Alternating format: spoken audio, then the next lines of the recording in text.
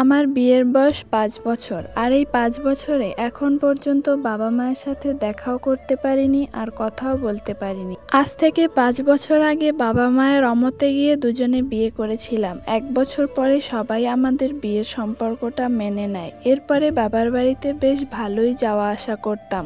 একবার আমি আর আমার দেবর আমার বাবার বাড়িতে বেড়াতে গেলাম। সেখানে গিয়ে বেশ কয়েকদিনই বেড়ালাম। যেদিন বাবার বাড়ি থেকে শ্বশুর বাড়িতে ফিরবো সেদিন মা বলতেছিল, যাওয়ার সময় কয়টা সজনে ডাঁটা নিয়ে যাবি, বাড়িতে গিয়ে রান্না করে খেতে পারবি। এই কথাটা আমার দেবর শুনতে পেরেছিল। এরপরে আমরা দুপুরে রান্না বান্না করতেছিলাম। হঠাৎ করে বাইরে দেখি চিৎকারের আওয়াজ। আমি আর আমার মা দৌড়ে গেলাম। গিয়ে দেখি আমাদের সজনে গাছের ডাল ভেঙে আমার দেবর পড়ে গেছে। সে কারেন্টের তারের সাথে ঝুলে আছে। কারেন্টের শক খেয়ে জায়গায় সে মারা যায়। এরপর আমার শ্বশুর বাড়িতে খবর পাঠানো হয়। আমার স্বামী সহ আমার শ্বশুর শাশুড়ি সবাই আমাদের বাড়িতে আসে। শুধু তারা একারাই আসেনি, সাথে তারা পুলিশও নিয়ে এসেছিল। কারণ তারা আমার মাকে সন্দেহ করেছে যে আমার মা আমার দেবরকে গাছে উঠতে বলেছে। আর তারা এটাও ভাবে যে এই কারণেই হয়তো তাদের ছেলে মারা গেছে আর তাদের ছেলে মারা যাওয়ার পিছনে আমার মায়েরই হাত আছে। কিন্তু আমি মনে প্রাণে বিশ্বাস করি যে আমার মা কখনোই আমার দেবরকে গাছে ওঠার কথা বলেনি। এই কথাটা আমি আমার শ্বশুর বাড়ির কাউকে বোঝাতে পারিনি।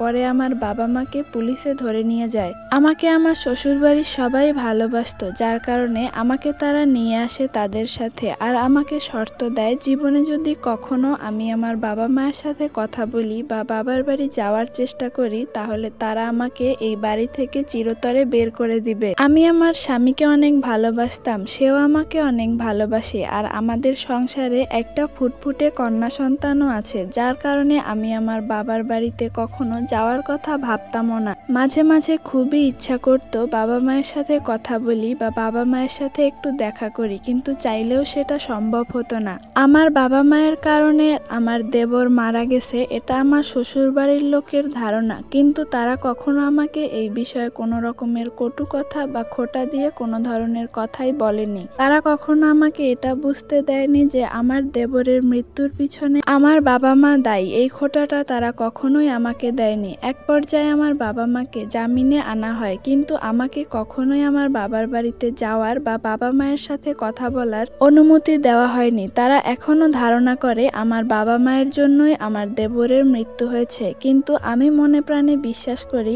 আমার মা কখনোই আমার দেবরকে গাছে ওঠার কথা বলতেই পারে না। আর আমি আমার শ্বশুর শাশুড়ি বা হাজবেন্ড কাউকেই বোঝাতে পারতেছি না যে মানুষের মৃত্যু যেখানে লেখা আছে সেখানেই হবে, এতে কারো হাত থাকে না। তো যাই হোক, এই গল্পটা একটা আপুর জীবন থেকে নেওয়া।